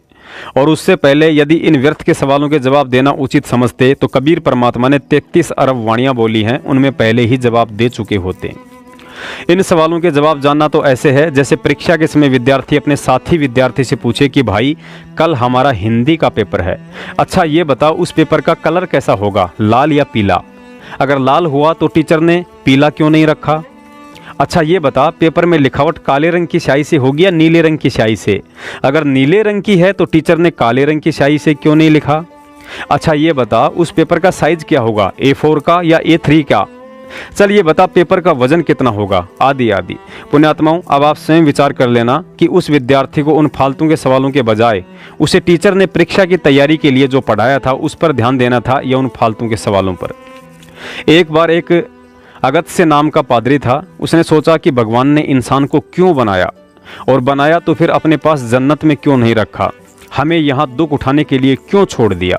एक दिन वह पादरी सुबह सुबह समुद्र के किनारे टहल रहा था। उसने देखा कि एक छोटा सा बच्चा समुद्र से पानी का गिलास भरकर लहरों से 10 मीटर दूर एक गड्ढे को भर रहा था। बच्चा लगातार अपनी क्रिया में व्यस्त था। पादरी से रहा नहीं गया और बच्चे से पूछा कि आप ये क्या कर रहे हो। बच्चे ने कहा कि मैं समुद्र को खाली कर रहा हूँ। पादरी हंसा और बोला, ये तो मूर्ख सोच है, ये समुद्र अथाह जल से भरा है, इसे खाली करने की सोच तो मूर्खता है। तभी बच्चे ने कहा कि पादरी साहब, जिस प्रकार एक गिलास से समुद्र को खाली करने की सोच मूर्खता है, ठीक उसी प्रकार परमात्मा द्वारा सर्जन की गई सृष्टि और उनके विधान के खिलाफ सवाल जवाब करना इस समुद्र को एक गिलास से खाली करने की सोच से भी बड़ी मूर्खता है। परमात्मा कहते हैं, कठिन विषम गति रैन हमारी, कोई न जानत है नर नारी। परमात्मा द्वारा रची गई सृष्टि के किसी भी पॉइंट पर क्यों शब्द का इस्तेमाल मूर्ख ही कर सकता है। उसके बाद वह बच्चा वहां से अंतर ध्यान हो गया। पुण्यात्माओं, विचार करो, 5वीं कक्षा की बुक्स भी हिंदी में लिखी होती हैं और पीएचडी की बुक्स भी हिंदी में ही लिखी होती हैं। 5वीं क्लास का बच्चा हिंदी में लिखी होने के कारण पीएचडी की बुक्स को आसानी से पढ़ सकता है, लेकिन उस पीएचडी की पुस्तकों में उन हिंदी के शब्दों का जो अर्थ निकलता है, क्या वह बच्चा उन्हें समझ सकता है? कभी नहीं। तो पुण्यात्माओं, यदि इस खाली दिमाग शैतान के घर मदन पंथियों द्वारा सृष्टि रचना को लेकर घड़े जा रहे उन फालतू के सवालों के जवाब देने होते तो स्वयं बंदी छोड़ सतगुरु रामपाल जी महाराज जी ने अपने सत्संगों में कब के दे दिए होते। और उससे पहले यदि इन व्यर्थ के सवालों के जवाब देना उचित समझते तो कबीर परमात्मा ने 33 अरब वाणियां बोली हैं, उनमें पहले ही जवाब दे चुके होते। पुण्यात्माओं, यदि परमात्मा हमें इन सब का जवाब बताने भी लगे तो क्या गारंटी है कि हम उनके द्वारा बताई गई बातों को स्वीकार कर लेंगे। अतः आप सभी सतगुरु प्रेमी आत्माओं से करबद्ध निवेदन है कि हम आत्माओं को सतगुरु से तोड़ने की काल हर संभव भरकस व घटिया से घटिया कोशिशें करेगा, और उस काल के रूप में आपका मित्र, भाई बंधु, रिश्तेदार, आड़ोसी पड़ोसी या मदनपन जैसे कालदूत कोई भी हो सकते हैं। सतगुरु से टूटने का मतलब सतगुरु की भक्ति छोड़ने से ही नहीं होता है। भक्ति करते करते भी यदि आपका अपने सतगुरु के प्रति विश्वास कमज़ोर पड़ जाए या उनके प्रति मन में किसी प्रकार का कोई दोष उत्पन्न हो जाए तो समझो उनकी भक्ति करते करते भी आप उनसे दूर हो चुके हैं। पुण्यात्माओं, काल प्रेरणा से कोई कहेगा कि यार प्रदीप, आप तो वेल एजुकेटेड पर्सन हो, आपको कानून का अच्छे से पता है। बाबा रामपाल को आजीवन उम्र कैद की सजा हो चुकी है, अब उनके बाहर आने की तो सोचना भी महामूर्खता है। कोई कहेगा यार बाबा रामपाल के अंदर वास्तव में कोई पावर होती या कबीर जी के अवतार होते तो कब का चमत्कार करके जेल से बाहर आ गए होते। ये सब बाबा एक जैसे ही हैं, क्यों व्यर्थ में उनके पीछे लगकर अपना समय बर्बाद कर रहे हो। अपने काम धंधे और बाल बच्चों पर ध्यान दो। कोई मंदबुद्धि कहेगा कि मैं तो पहले ही कहा करता था कि बाबा रामपाल सबकी निंदा करता है, एक ना एक दिन जेल जरूर जाएगा, और देखो हो गया ना वही काम। भाई कुछ नहीं रखा इन बाबाओं के चक्कर में, सब के सब पाखंडी हैं। तो कोई कहेगा हमने बरवाला कांड को अपनी आंखों से देखा है, बेचारी 5 औरतें और एक बच्चे जो बेमौत मारा गया। बाबा रामपाल के पास कोई शक्ति होती तो फिर उन्हें क्यों नहीं बचा पाया, और उम्मीद करते हो उनके जेल से बाहर आने की। कुछ मंदबुद्धि तो मुझ पवन दास को भी कहने से नहीं चूकते हैं कि ये पवन दास जयपुर वाला पागल हो गया है। बाबा रामपाल ने इसे गुरुद्रोही घोषित कर दिया है, मैनेजमेंट ने संगत से बाहर कर दिया है, फिर भी उसी बाबा के पीछे पड़ा हुआ है। पुण्यात्माओं, नाम दीक्षा से पहले इस दास ने गुरुजी का एक सत्संग सुना था जिसमें उन्होंने कहा था कि मुझे चेले बनाने का शौक नहीं है। नाम लेने से पहले इस ज्ञान को 100 बार सुनो, यहाँ से सत्संग की DVD ले जाओ, पुस्तक ले जाओ। जब ज्ञान अच्छे से समझ में आ जाए तो ही नाम दीक्षा लेना। यदि नाम दीक्षा लेने के बाद तुमने किसी के कहने सुनने से या अन्य किसी कारण से अपने गुरु में दोष देख लिया तो ना घर के रहोगे ना घाट के। उससे अच्छा है कि नाम ही ना लो। इस शरीर को तुमने करोड़ों बार औरत के जन्म प्राप्त करके वैश्या बनाया है, लेकिन अपनी आत्मा को वैश्या मत बनने देना। शरीर से सैकड़ों कसम हो सकते हैं, लेकिन आत्मा का एक ही कसम होता है, और जिसे भी बनाओ सोच समझ कर बनाओ। पुण्यात्माओं, उसके बाद गुरुजी कहते हैं कि करोड़ शीश तूने दे दिए यम राजा की फेंट, एक शीश देकर देख ले सतगुरु अपने की भेंट। जो व्यक्ति अभी भक्ति मार्ग से अपरिचित हैं या मदन पंथ के जैसे कालदूत जो सब कुछ जानते हुए भी अनजान बनने का ढोंग कर रहे हैं, आज उन्हें बता देना चाहते हैं कि वर्तमान में हम सत्सेवक सत्य के लिए संघर्ष या भक्ति केवल इस उम्मीद के साथ नहीं कर रहे हैं कि एक बार हमारा गुरु जेल से बाहर आ जाए। ये तो सतगुरु की अपनी मौज के ऊपर है कि वे जेल से बाहर आएंगे या नहीं आएंगे, लेकिन उन्होंने हमें अच्छे से समझा दिया है कि बेटा देह गुरु क्या है और शब्द गुरु क्या है। गुरु जी कहते हैं बेटा तुम्हारा असली गुरु मेरा यह दिखाई देने वाला शरीर नहीं, इस देही से मैंने तुम्हें जो शब्द दे दिया है वही तुम्हारा असली गुरु है। देही की आवश्यकता केवल मुझे तत्व ज्ञान समझाने के लिए पड़ती है। अतः तुम्हें यदि प्रेम करना है तो मेरे देही से नहीं बल्कि इस देही से तुम्हें जो शब्द दिया है उससे प्रेम करना।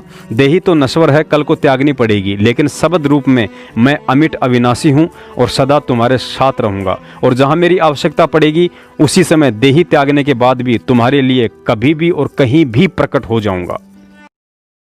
तो यहाँ कहते हैं निज तन सुत परिजन धन स्वप्न स्नेही, भीर पड़े कोई काम न देही। सुत पुत्र, परिजन रिश्तेदार, भाईचारा, ये परिवार जन्म आते हैं, परिजन्म आते हैं। सुत परिजन धन स्वप्न स्नेही, अंश भीड़ पड़े जब कोई काम न देही। निज तन संप्रिय और न आना, सो भी संग ना चले निदाना। ये कितना प्यारा शरीर लगा है। नौका यूं भी ना जात्री गेल बीरा। तो कहते हैं ईश्वर जो है, गुरु जो है, ये सबसे आपका साथी रहेगा। गुरु शब्द रूप में साथ रहेगा आपके, शब्द रूप में शब्द भी चलेगा और साथ में जहां आवश्यकता पड़ेगी अपना शरीर धारण कर लेगा। ये दोनों साथ देता है। पुण्यात्माओं, इस बात को और अधिक गहराई से समझाने के लिए कि कल को मेरे देह त्यागने के बाद मेरे बच्चों के मन में काल किसी प्रकार की कोई शंका पैदा ना कर दे कि गुरुजी ने तो मुझे केवल प्रथम मंत्र या सतनाम ही दिया है और देह त्याग दी, अब मुझे सारनाम कैसे मिलेगा और बिना सारनाम के मोक्ष कैसे हो पाएगा। पुण्यात्माओं, गुरुजी ने हमारी प्रत्येक शंका के लिए अपने सत्संगों में सैकड़ों उदाहरण देकर छोड़ रखे हैं। कमी केवल आप और हमारी ही है कि हम उन सत्संगों के मर्म को समझ नहीं पाते हैं। इस शंका के समाधान के लिए गुरुजी ने भूमड़ भगत की कथा सुनाई थी और कहा था कि गरीबदास जी महाराज जी ने छुड़ानी में देह त्यागने के बाद अपने भूमड़ भगत के लिए सहारनपुर उत्तर प्रदेश में पुनः देही धारण करके 35 साल तक उसके साथ उसके बाग में रहे थे।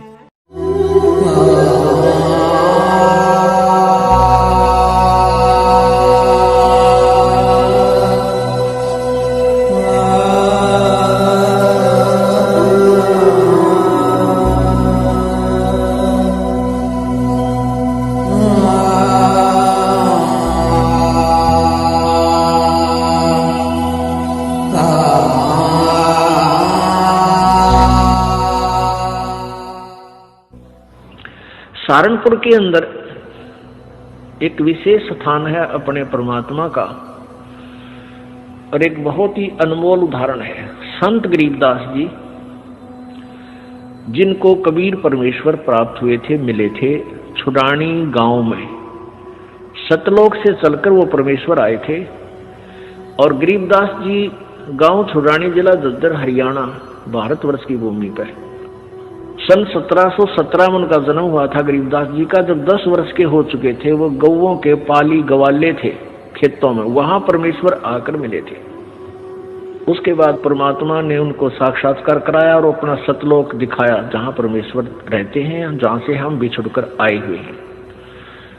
तो आगे चल के गरीबदास जी ने परमात्मा कबीर जी की महिमा कलम तोड़ आंखों देखा हाल पूरा लिखा हुआ है, जिसको ग्रंथ सदग्रंथ साहिब हम बोलते हैं, जिनका ये पाठ चल रहा था 3 दिन उस अमरवाणी का। तो गरीबदास जी द्वारा लिखवाई गई वो वाणी है। तो गरीबदास जी का एक शिष्य था। गरीबदास जी कहीं सत्संग करने जा रहे थे और वहां एक सहारनपुर का भूमड़ नाम का एक सैनी था, सैनी जाति से एक भूमड़ सैनी नाम का एक भक्त सहारनपुर का कहीं अपनी रिश्तेदारी में गया हुआ था। वहां गरीबदास जी सत्संग कर रहे थे। उस पुण्यात्मा ने सत्संग सुन लिया और गरीबदास जी से उपदेश ले लिया। फिर वो छुड़ानी जाने लग गए, जहां गरीबदास जी प्रत्येक पूर्णवासी को सत्संग किया करते थे। अब वो धीरे धीरे इतने प्रभावित हो गए वो भूमड़ जी, भूमड़ भक्त सैनी, के प्रतिदिन न प्रति महीना सहारनपुर से चलकर छुड़ानी आने लग गए। पहले तो धीरे धीरे ज्ञान होता है, फिर इतनी श्रद्धा बन गई कि सहारनपुर से चलकर गांव छुड़ानी, जिला झज्जर में वो प्रत्येक महीना आते। पहले ना तो कोई कन्वेंस थी, ना कोई रास्ते थे, पैदल आना सहारनपुर से चलकर। सहारनपुर से मेरे ख्याल में झज्जर छुड़ानी गांव 100 किलोमीटर से 150 से 200 किलोमीटर के आसपास है। अब वहां से पैदल चलना, और पहले वर्षा के दिनों में ये जैसे बीच में दरियाएं बहा करती थी, उन पर कोई पुल भी नहीं था, वो आते थे। वो ऐसे पिछले 1 वर्ष से ऐसा उसने प्रक्रिया कर ली। अब गरीबदास जी ने कहा, बेटा ऐसे दुख ना पाया कर, तू 1 आधा महीना छोड़ कर आ जाएगा। ने बोला गुरुजी मेरे पर डटया नहीं जाता, मुझसे रुका नहीं जाता। तो गरीबदास जी बोले कोई बात ना, ले बेटा तेरी मौज है। अब क्या हुआ कि गरीबदास जी ने भादुआ सुदी दूज को शरीर छोड़ना था, उससे पहले उस भगत से कह दिया बेटा अब तू यहां मत आना, ये मेरा ऑर्डर है, आज के बाद यहां नहीं आएगा। अब भूमड़ रोने लग गया, भूमड़ भगत रोने लग गया, काफी रोता रहा कि गुरुजी ने ये बड़ा आदेश किया, क्या बात है, मेरे से कोई त्रुटि बन गई, कोई गलती होगी मेरे से। परमात्मा गरीबदास जी बोले बेटा क्यों रो रहा है? कि जी यूं रो रहा हूं, मुझदास से कोई गलती तो नहीं बन गई, आपने यहाँ न आने का आदेश, आपके दर्शन ना करने का आदेश दे दिया। परमात्मा ने कहा, गरीबदास जी ने कहा कि दर्शन ना करने का आदेश नहीं दिया मैंने, यहाँ न आने का आदेश दिया है। मैं तेरे पास वहीं आऊंगा बेटा। बालक मैंने शादी कर दी, 4 लड़के थे, 2 लड़की गरीबदास जी के पास संतान थी। लड़कियों ने शादी नहीं करवाई, ब्याह नहीं करवाया था, वो आजीवन ब्रह्मचारी रही थी अपनी भक्ति की। 4 बच्चों का ब्याह कर दिया। अब मैं फ्री हूं बेटा, वहां आऊंगा तेरे पास, और तेरा बाग है बताते हैं वहां, अच्छा आकाश जी आपकी दया है, आपकी कृपा से तो सब कुछ हो रहा है। तो भाई उस बाग में मेरी एक झोपड़ी डाल दिए बेटा, मैं भी अपना भजन करूंगा और तेरे को सेवा दर्शन हो जाएंगे।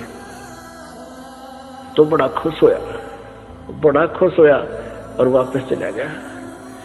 अब इंतजार कर रहा है, गुरुजी आए नहीं। उधर क्या हुआ, गरीबदास जी ने वो शरीर छोड़ दिया भादुआ सुदी दूज को सन 1778 में। तो 6 महीने हो गए।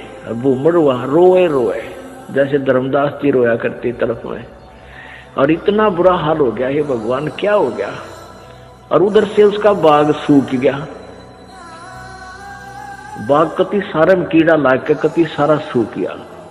उसने सोची भाई मेरे भगवत जरूर अवश्य गलती बनी है, जब गुरुदेव ने मुझे वहां दर्शन करने की मनाही कर दी, और इधर से यहाँ मेरा बाग सूख गया। अपने आप को कोस रहा है, अपने अवगुणों को ढूंढ रहा है, मैंने कौन सी गलती ऐसी कर दी जो गुरुजी रूस के मेरे थे। तो 6 महीने रोता रहा। बसंत पंचमी के दिन गरीबदास जी भादुआ में शरीर छोड़कर बसंत पंचमी के दिन उसी शरीर में 61 साल की आयु के शरीर में, और वह भूमड़ के घर पर जाकर सच्चाई बोल दी। अब भूमड़ चरणों में पड़कर खूब रोया, है भगवान मन ने सोच ली थी कि मेरे से कोई गलती बन गई, गुरुदेव आप रुष्ट हो गया, पाए कोई ना। गरीबदास जी बोले भाई कोई बात ना बेटा, थोड़ा सा लेट हो गया, मैंने काम हो गया था। और भाई मेरा जो ना उस बाग में झोपड़ी डाल दे, जो तेरे बाग है ना, यहाँ घर में तो मैं नहीं रह पाऊंगा, वहां के एकांत में भजन कराया तुम्हें। तो भूमड़ बोला महाराज जी वहां तो बाग तो सूख गया। गरीबदास जी बोले सूख के बाग में झोपड़ी डाल दे मेरी, कोई बात नहीं। अब गुरु जी की आज्ञा पाकर उसने वहां एक झोपड़ी, एक हट बना दी फूस फास डाल के। हफ्ते पाछे वो सारा बाग हरा भरा हो गया। गरीबदास जी वहां बैठते ही सारा नगर देखना आया, वो पूरा शहर देख, छोटा गांव था जो भी शहर बरवाड़ा जितना, सहारनपुर, यानी 200 वर्ष पहले की बात है। तो सारा गांव नगर देखना यार, बहुत से उस चमत्कार से भाई भूमड़ कहे मेरे ये गुरुजी हैं जिनकी मैं रोज महिमा गाया करता था, ये बड़े सिद्धि युक्त हैं, बड़े पहुंचे हुए महात्मा हैं। और भाई बहुत से मुसलमान और हिंदू गरीबदास जी के शिष्य वहां हो गए। अब क्या बात है कि वहां ये दास क्या बताना चाहता था, एक सिद्धि वो चोले धारे, एक सिद्धि नी तत्व विचारे। वहां एक लाल दास नाम का सिद्ध पुरुष था,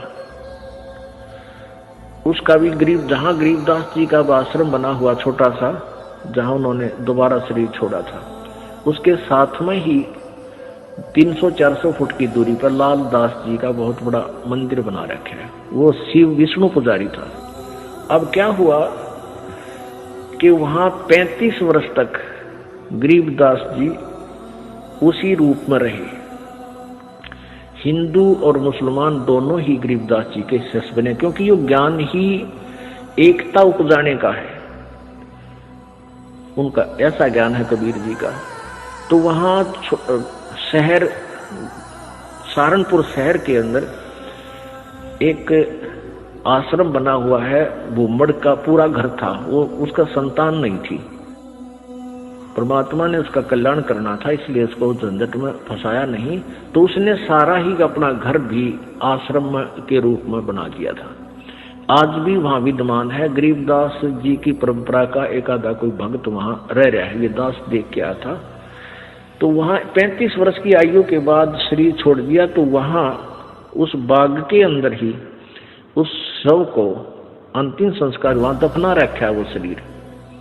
तो अब क्या हुआ, जब शरीर छोड़ दिया गरीबदास जी ने, यानी शरीर त्याग दिया वहां पे, तो वहां काफी भक्त शेष हो गए थे। तो उन्होंने सोचा भी छुड़ानी वाले जो इनके वंशज हैं, गरीबदास जी के बच्चे हैं, संतान है, उनसे पता करके आओ कि महाराज जी के शरीर को यहाँ लावा या वहीं अंतिम संस्कार कर दे। 2 घोड़ों पर 2 व्यक्ति सहारनपुर से चले, छुड़ानी आए।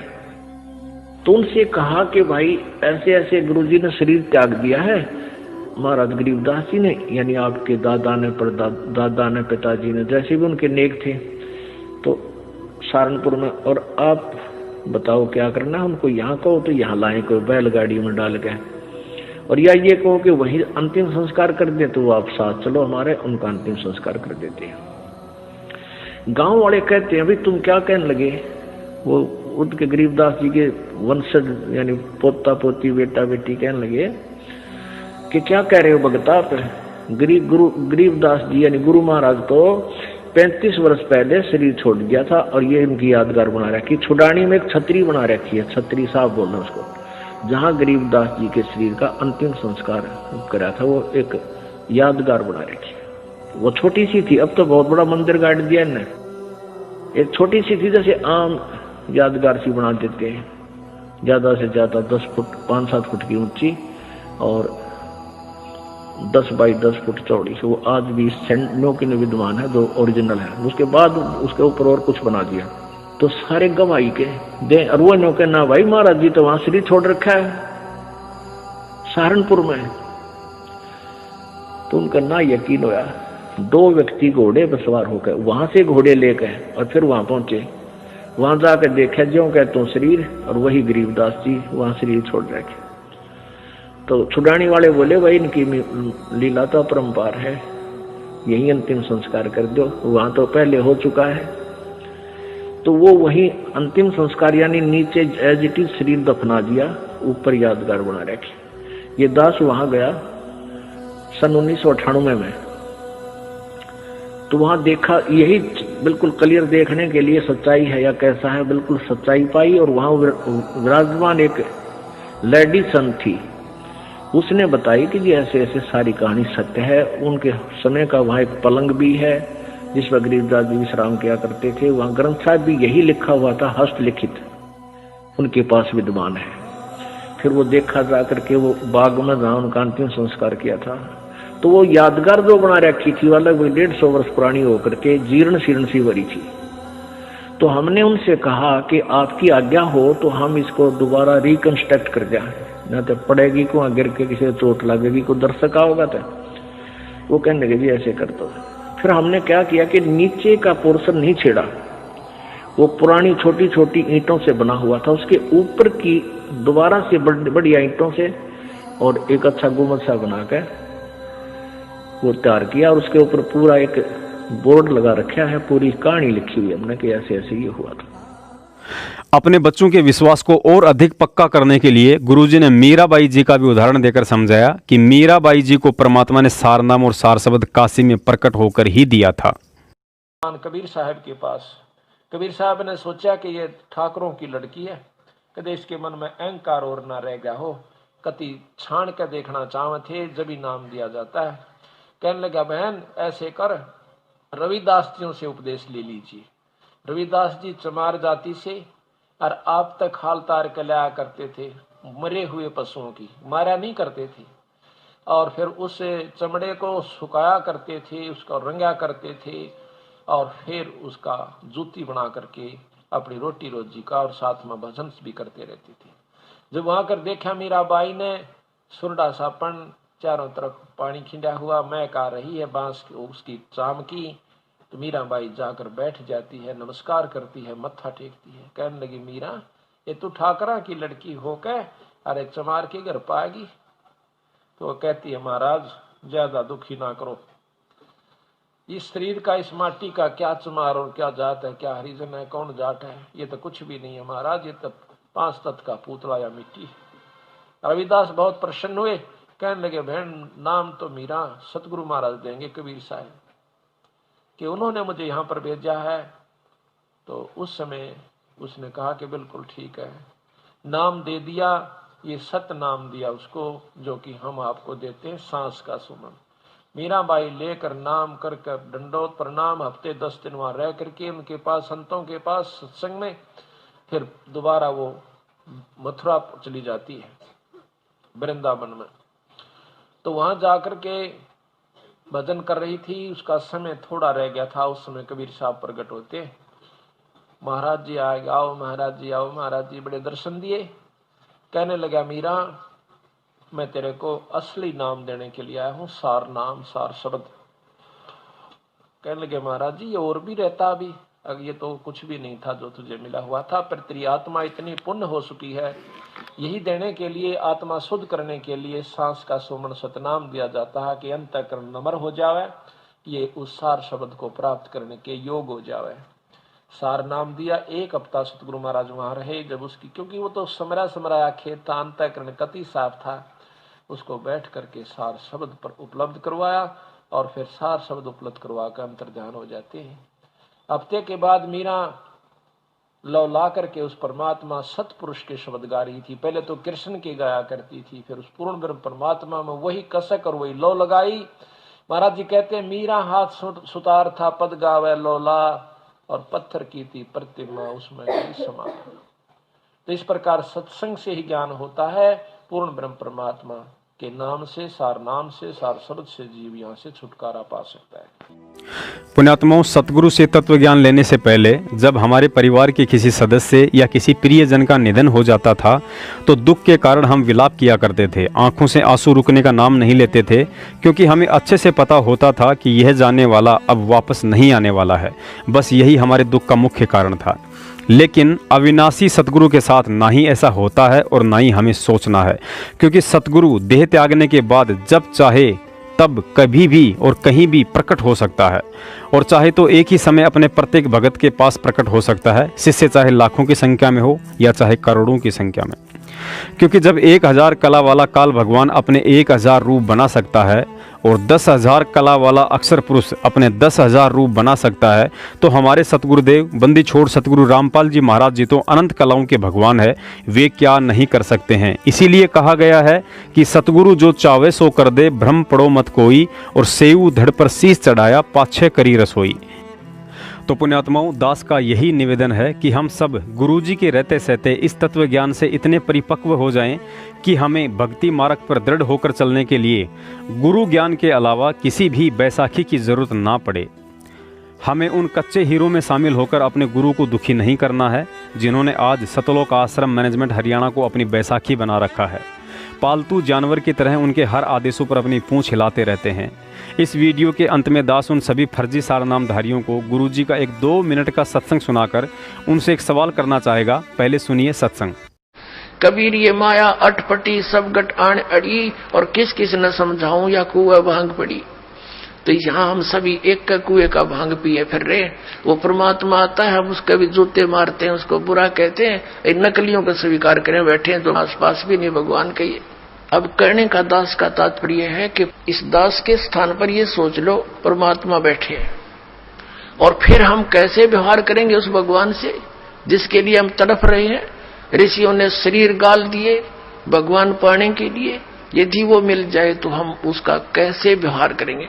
तो ये आपने रिहर्सल करनी पड़ेगी। इस दास को डला समझ लो, एक पत्थर समझ लो बोलता हुआ, लेकिन यहां नो सोच लो हम भगवान से मिलने जा रहे हैं। तो जैसा व्यवहार आप यहां करोगे ऐसा ही स्वप्न में आपका बनेगा। मृत्यु के बाद आपको ऐसा होगा जैसे स्वप्न। और वहां भगवान दास के रूप में पहले आपकी परीक्षा लेगा, बाद में ऊपर सिलेक्ट करेगा, ले जाएगा सतलोक।